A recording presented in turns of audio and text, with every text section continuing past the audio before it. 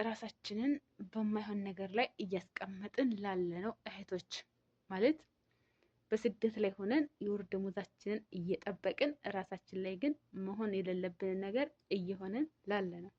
አሰላሙ አለይኩም ወራህመቱላሂ ወበረካቱ። ዲና የተከበራችሁ ቻናል ቤተሰቦች እንደምሰነበታችሁ፣ እኔ ጋር ሁሉ ሰላም ነው ወላሂ አልሐምዱሊላህ። በያላችሁበት ሰላማችሁ ብዝት ይበል። ዛሬ በሌላ ቪዲዮ ተመልሼ መጥቻለሁ። እስከ ቪዲዮ መጨረሻ ድረስ አብራችሁን ቆዩ። ለእናንተ ጠቃሚ ይሆናል ብዬ አስባለሁ ማለት ነው። በስደት ላይ ሆነን ማድረግ ያለብንና ማድረግ የሌሉብን ነገሮች እንምራ። አንደኛ በስደት ላይ ሆናችሁ ብዙ ጊዜ ኢንተርኔት ካላችሁ፣ ሁሉንም አያጠቃልልም፣ ኢንተርኔት ካላችሁ ከማይሆን ሶሻል ሚዲያ ራሳችን እንጠብቅ። ይሄን ሶሻል ሚዲያ እኔ ስጠቀመው ይጠቅመኛል ወይስ ጊዜ እያሳለፍኩበት ነው ወይስ ሲደብረኝ ብቻ ነው የማንሸራትተው ብላችሁ ራሳችን ፈትሽ። ሁለተኛ እየደከመሽ እየሮጥሽ ሀረስ ሰቁመሽ እየዋልሽ ራስሽን ለጭንቀት፣ ለስትረስ፣ ለተለያዩ ሀሳቦች ልመልስ አልመልስ እያልሽ ለሚያወዛክብሽ የስልክ ጥሪ ብሎክ አጠጪው።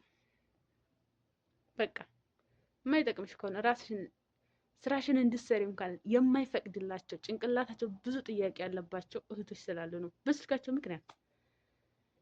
ሌላው ደግሞ ማድረግ ያለብን ነገር ሶስተኛው፣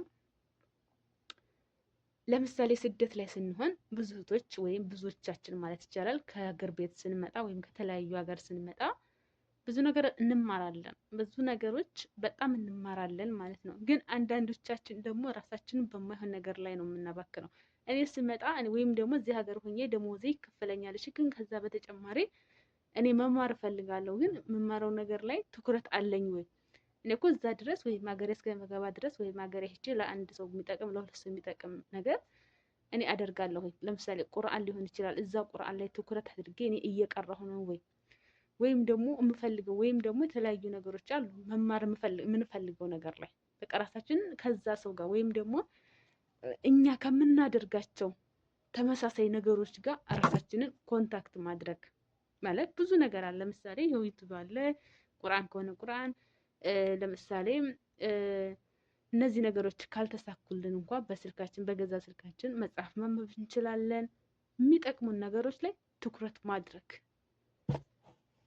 ምክንያቱም እኔ ከስደት ሄጄ አገሬ ላይ ምን ልሰራ እችላለሁ?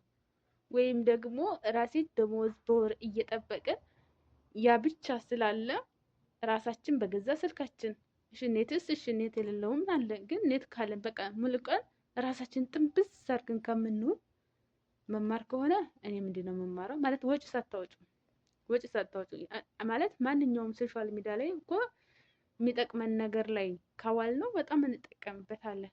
ምንጠቅመን መጀመሪያ እኔ ምንድን ነው የምፈልገው? እኔ እዚህ ሀገር መጥቼ ተጨማሪ ነገር ይዤ የምሄደው ምንድን ነው?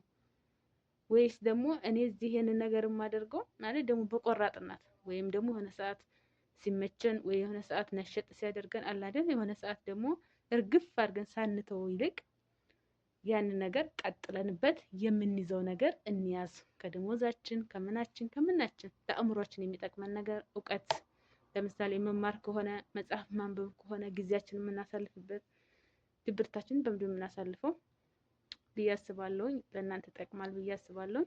በእርግጥ ብዙ ማለት ይቻላል፣ ግን በአጠቃላይ እህቶች እንበርታ እላለሁ።